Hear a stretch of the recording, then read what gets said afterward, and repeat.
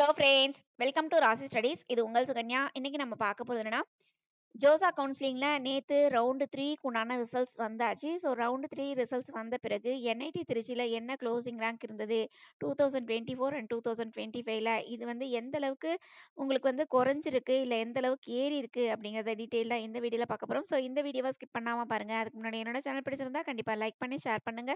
தெரியாதவங்க தெரிஞ்சுக்கிட்டும் சப்ஸ்கிரைப் பண்ணுங்க. பக்கத்துல இருக்க பெல் ஐகான் பட்டனை கிளிக் பண்ணும்போது என்னோட நோட்டிஃபிகேஷன்ஸ் எல்லாமே உங்களோட மொபைலுக்கு ஈஸியா வரும்.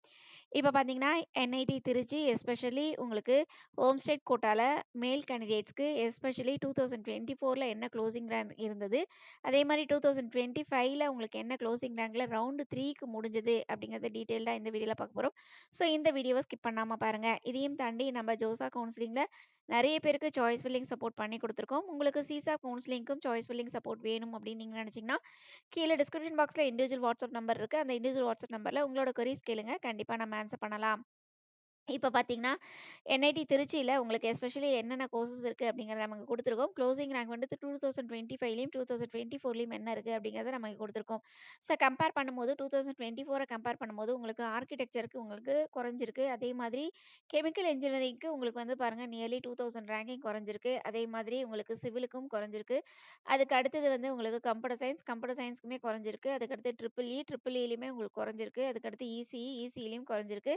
அதுக்கு அடுத்து பார்த்தீங்க அப்படிங்கிற பட்சத்தில உங்களுக்கு இன்ஸ்ட்ருமென்டேஷன் கண்ட்ரோல் இன்ஜினியரிங் அதுவுமே வந்து கம்பேர் பண்ணும்போது உங்களுக்கு குறைஞ்சிருக்கு. அதுக்கடுத்து மெக்கானிக்கலுமே குறைஞ்சிருக்கு. அதுக்கடுத்து வந்து மெட்டலாஜிக்கலும் குறைஞ்சிருக்கு. அதுக்கடுத்து ப்ரொடக்ஷன்லயும் உங்களுக்கு குறைஞ்சிருக்கு. ஸோ ஓப்பன் கேண்டிடேட்ஸ்க்கு எல்லா பாசிபிலிட்டீஸ் அதாவது உங்களுக்கு எல்லா ஆ பிரான்ச்சஸ்க்குமே உங்களுக்கு வந்து குறைஞ்சு தான் இருக்கு. அதுக்கு அடுத்தது வந்து உங்களுக்கு வந்து இடபிள்யூஎஸ் கேண்டிடேட்ஸ்க்கு பார்த்தீங்க அப்படிங்கிற பட்சத்தில க்ளோசிங் ரேங்க் வந்து லாஸ்ட் இயர் கம்பேர் பண்ணும்போது உங்களுக்கு ஆர்க்கிடெக்சருக்கு மட்டும் சூப்பரா ஏறி இருக்குங்க. அதுக்கு அடுத்து வந்து கெமிக்கலுக்கு வந்து உங்களுக்கு ஏறி இருக்கு. அதுக்கு அடுத்து வந்து சிவிலுக்கு வந்து உங்களுக்கு லாஸ்ட் இயர் கம்பேர் பண்ணும்போது குறைஞ்சிருக்கு. அதுக்கடுத்து கம்ப்யூட்டர் சயின்ஸ்க்கு ஏறி இருக்கு. அதுக்கடுத்து ட்ரிபிள் இக்கு உங்களுக்கு குறைஞ்சிருக்கு. அதுக்கு அடுத்து பார்த்தீங்கன்னா, இசிஇ பார்த்தீங்கன்னா, உங்களுக்கு லாஸ்ட் இயர் கம்பேர் பண்ணும்போது குறைஞ்சிருக்கு. அதுக்கடுத்து இன்ஸ்ட்ருமென்டேஷன் ஏறி இருக்கு. அதுக்கடுத்து மெக்கானிக்கல் வந்து உங்களுக்கு குறைஞ்சிருக்கு. அதுக்கடுத்து மெட்டலாஜிக்கலுக்குமே உங்களுக்கு வந்து குறைஞ்சிருக்கு. அதுக்கு அடுத்து பார்த்தீங்கன்னா, உங்களுக்கு ப்ரொடக்ஷன்லயுமே லாஸ்ட் இயர் கம்பேர் பண்ணும்போது இந்த வருஷம் கொஞ்சம் ஏறி இருக்கு.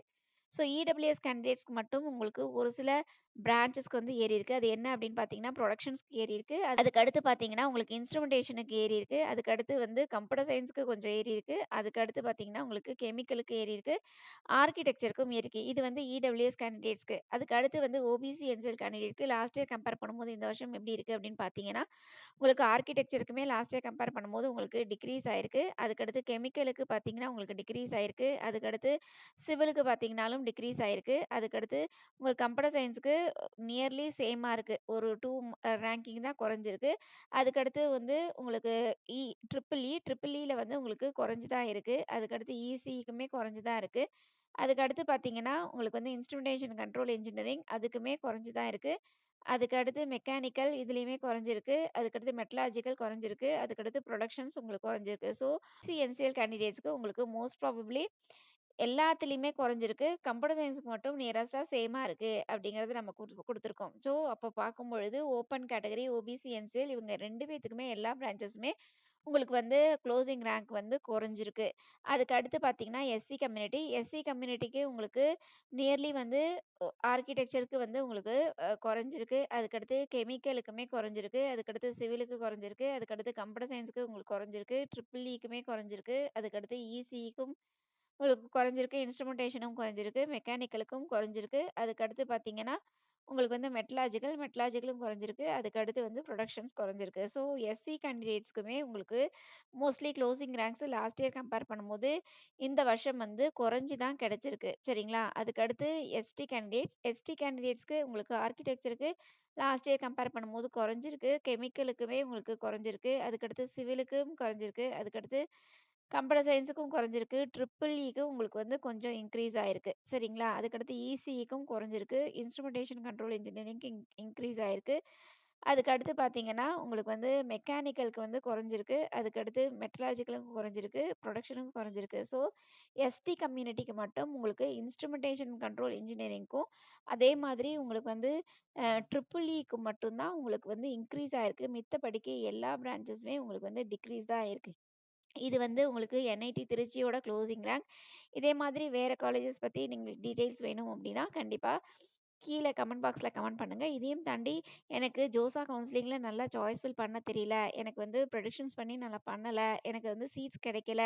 அப்படிங்கிற மாணவர்கள் சிசாப் கவுன்சிலிங் பார்ட்டிசிபேட் பண்ணலாம். சிசாப் கவுன்சிலிங்ல நல்லா சாய்ஸ் ஃபில் பண்ணணும். கரெக்ட்டான காலேஜ்ல போய் ஜாயின் பண்ணணும் அப்படின்னு நீங்க நினைச்சீங்கன்னா, நாம வந்து ஸ்ட்ராட்டஜிக்கலா சாய்ஸ் ஃபில் பண்ணி குடுக்குறோம். ஸோ தேவைப்பட்டதுன்னா, கீழ டிஸ்கிரிப்ஷன் பாக்ஸ்ல இண்டிவிஜுவல் வாட்ஸ்அப் நம்பர் இருக்கு. சாய்ஸ் ஃபில்லிங் சப்போர்ட் வேணும்னா மட்டும் கேளுங்க. கண்டிப்பா நம்ம ஆன்சர் பண்ணலாம். ஓகே ஃப்ரெண்ட்ஸ், இந்த வீடியோ உங்களுக்கு பிடிச்சிருக்கும்னு நினைக்கிறேன். பிடிச்சிருந்தா லைக் பண்ணுங்க, ஷேர் பண்ணுங்க, தெரியாதவங்க தெரிஞ்சுக்கட்டும். சப்ஸ்கிரைப் பண்ணுங்க. பக்கத்துல இருக்க பெல் ஐகான் பட்டனை கிளிக் பண்ணும்போது என்னோட நியூ நோட்டிஃபிகேஷன்ஸ் எல்லாமே உங்களோட மொபைலுக்கு ஈஸியா வரும். தேங்க் யூ ஃபார் வாட்சிங். Bye bye.